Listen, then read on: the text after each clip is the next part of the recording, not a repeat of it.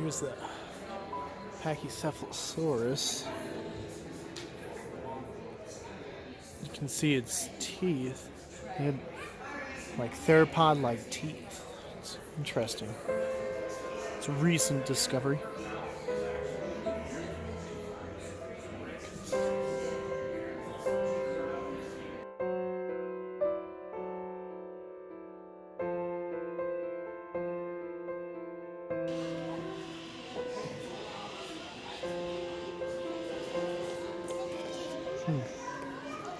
The argument, though, is all of them Tyrannosaurus Rex, or is there different morph types? There's the Pachycephalosaurus. So cool.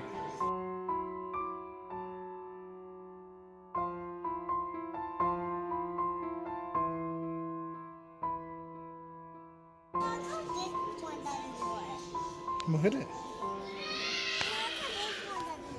Hit it. I did. Here. Oh, that one might be broke. Here, try this one. That one lights up right there. See? Why is there no light on the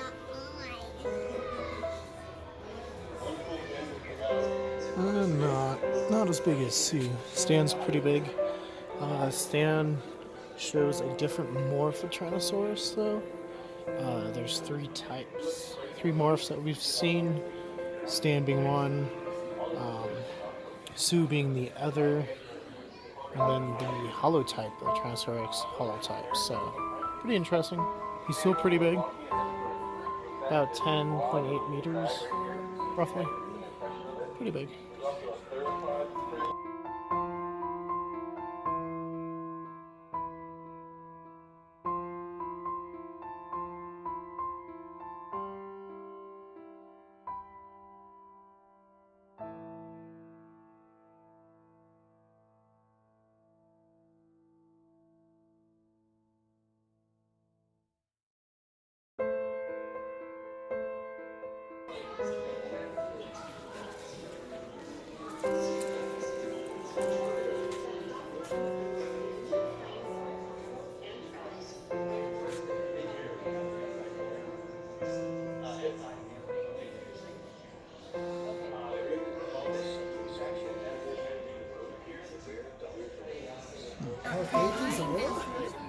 These swings and stocks are eating mice and basic rats and mice. These birds aren't eating anything alive. So these birds are slapping them away for anything dead.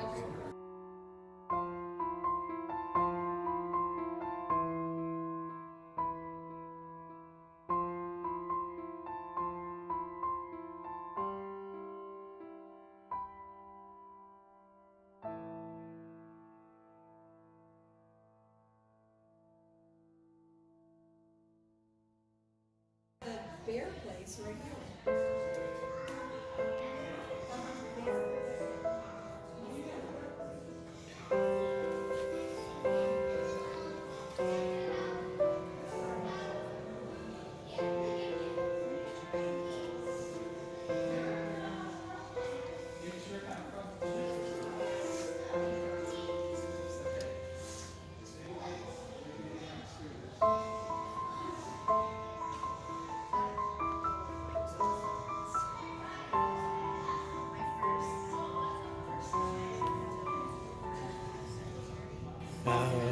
Ultrasaurus.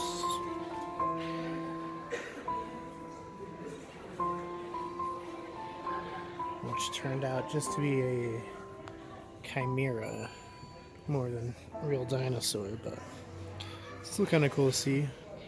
Belonged to Brachiosaurus, which you can see over here. Its skull's actually pretty nicely restored, not too Giraffe Titan-like actually. It's really nice. Brontosaurus.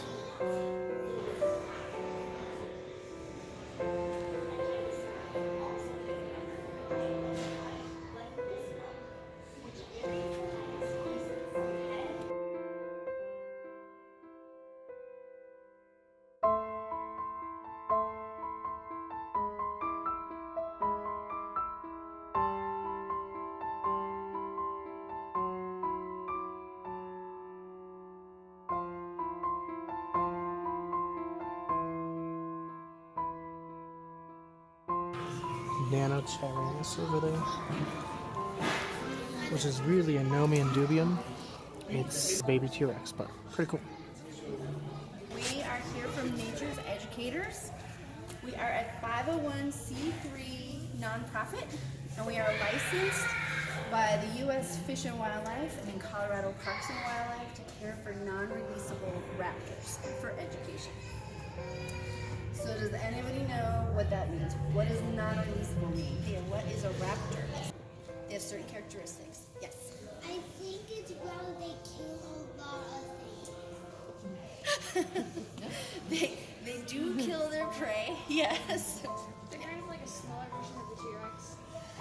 Well, we're not talking dinosaurs. We're just talking what makes a bird of prey a bird of prey. So, does anybody have what characteristics does a bird have that makes it a raptor and not a songbird? Yes. It is carnivorous. Yes. Talons. Yes. What else? Anybody? Like you say it. No, Their I'm not beak. gonna They say have it. a sharp, curved beak, specifically. How do they find their prey?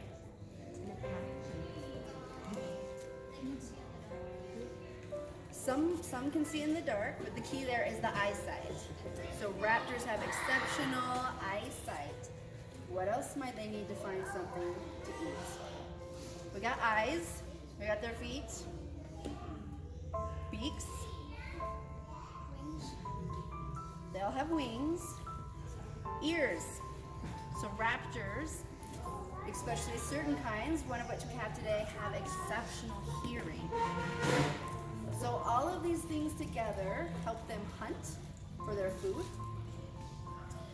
So we're gonna go ahead and bring out our first raptor. We're going smallest to largest.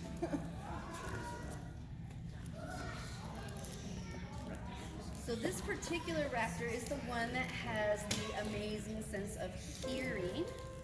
So even in the box, she can actually hear all of your hearts beating.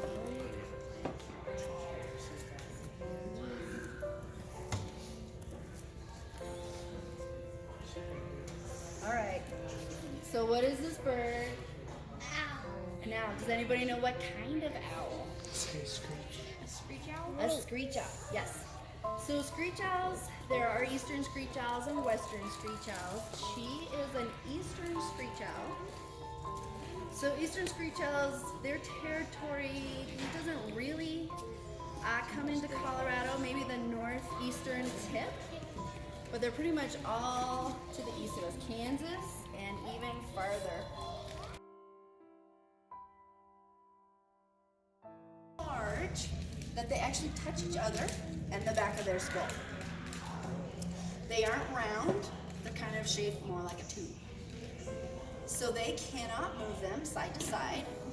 And if we had eyes that large, they would be the size of grapefruits in our head. So if you can picture, if your head is all full of grapefruit, what isn't in your head is going to like to live in holes in trees. So basically they're going to be in the trees that match their feathers.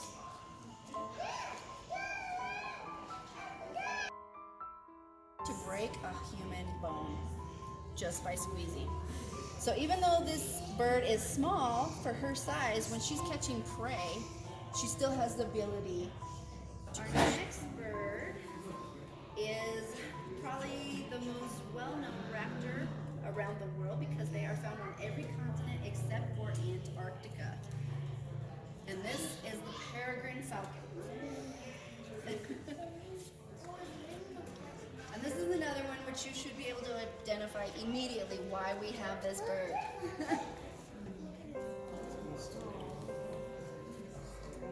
So she is missing half of her wing.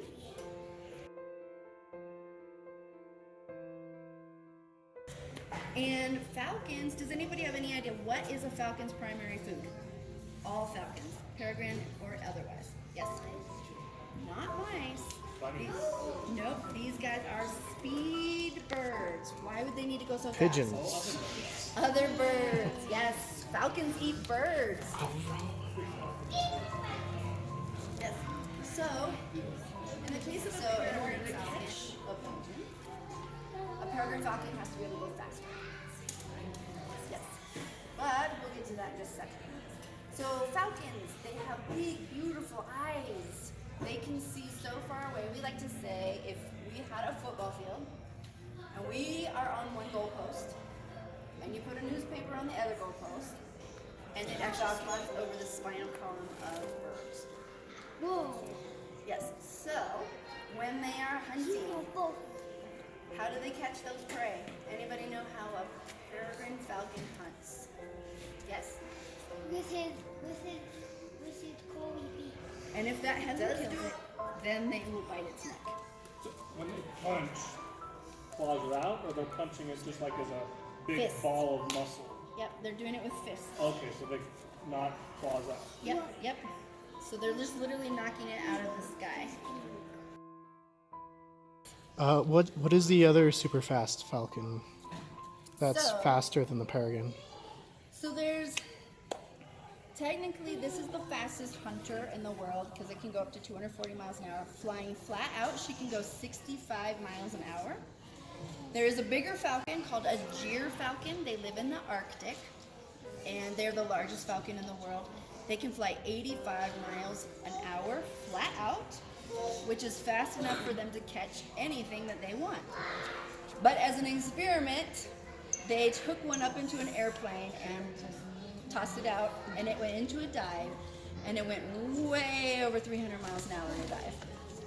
So technically the gyr falcon can go faster, but it doesn't have to. Probably a little harder to see. Chances are you can't see at all why we have her. She was hit by a car. She does have a damaged wing. You can see when she's straight on, that one wing is just not quite high enough, and she is blind in the eye that is closest to us on this side, so closest to Mariah.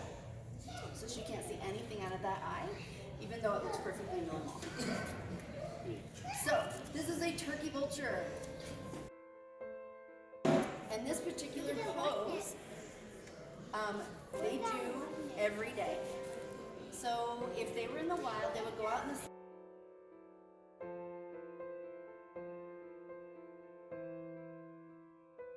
question is, how does a turkey vulture survive eating things that are already dead? If we ate something dead, chances are we're going to get really, really sick. Salmonella, they can eat it, they survive, but not only that, when it passes through their system, it is dead. So they literally kill anthrax by eating. So they actually help keep us more disease free. So people think they're dirty, they're actually keeping us clean. The other thing about a turkey vulture is people think they eat rotting food, and they do not. They like fresh food, freshly killed. They can smell it, so it doesn't care. So if we turn our turkey vulture a little bit and look at his feet, you'll notice that they are white. The reason they are white is because it's called Urohidrosis. They often live in areas where there's not much water, and because it's in the turkey vulture's body, when they go to the bathroom on their feet, it actually also kills bacteria. I'm pretty sure no other animal can say that. So, the turkey vulture doesn't kill its food. So if something is going to attack it, remember how our turkey vulture has stomach acid so strong it kills things? Oh my goodness. So if a turkey vulture vomits, it is hideous. I can't even tell you what it smells like. It is burn your clothes hideous. And so that's the only thing they can do. So if something is coming up to them, they will literally vomit at it. Chances are it will smell it and go away. Another thing that is similar between them is their feet. So you can see behind us, They have 3 toes.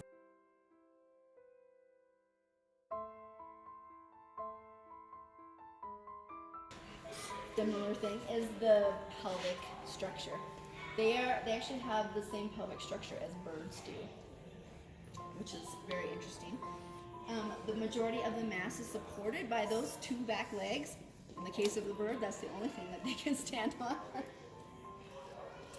And then also with the wings, so these guys had short arms, but in the later fossils it showed that they were elongating, that the fingers were fusing. Birds from what you would think of as the elbow down, this is actually their wrist. So everything down here is their hand.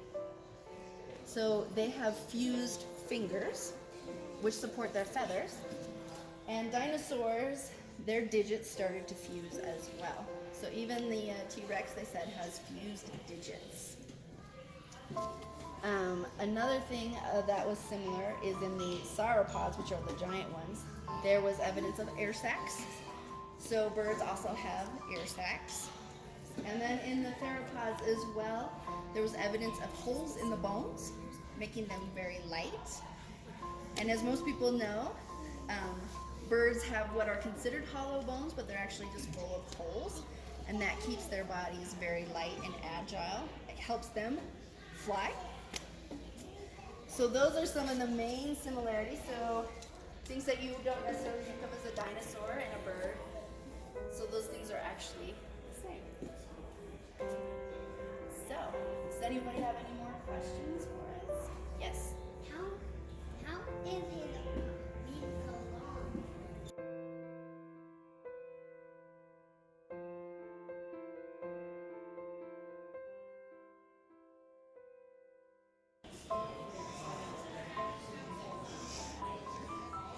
The poor Pachycephalosaurus doesn't stand a chance. Look at them. Very cool. You can see the raptors would have had like almost like wings, which are pretty interesting. Dromaeosaurs. Pretty cool.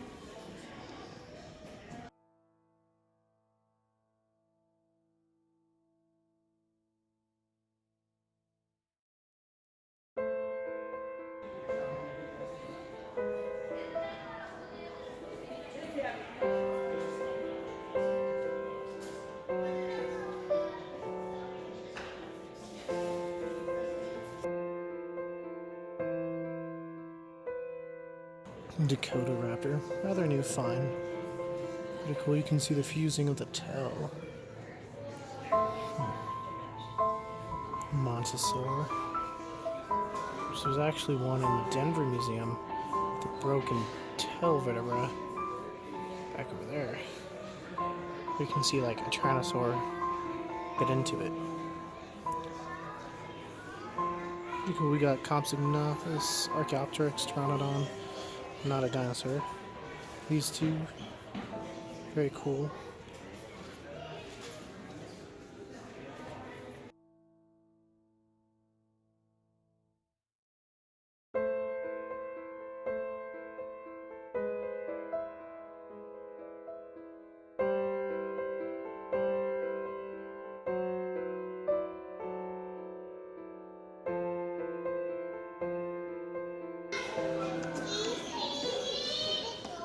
In all these you can see more of the museum aspects in our other video. I'll put a link in the description below. These are bones that gargle. Yeah, they found these and now they're taking them out of their plaster. So and then they're working on some casts back there. It looks like it's pretty cool, huh?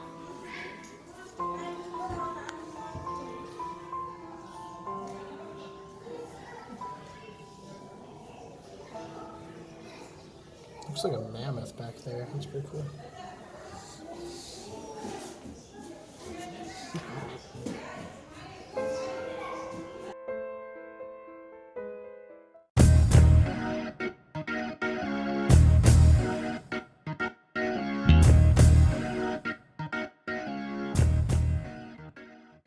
Thank you all for joining us on another Lost Tapes episode. If you want to see more Lost Tapes episodes, click that link to your left. If you want to see what else we're doing here at Culz Paranormal, click that link to your right. And don't forget to hit that like and give us a subscribe. And let us know, have you been to the Dinosaur Resource Center? Or have you seen a Nature's Educators program?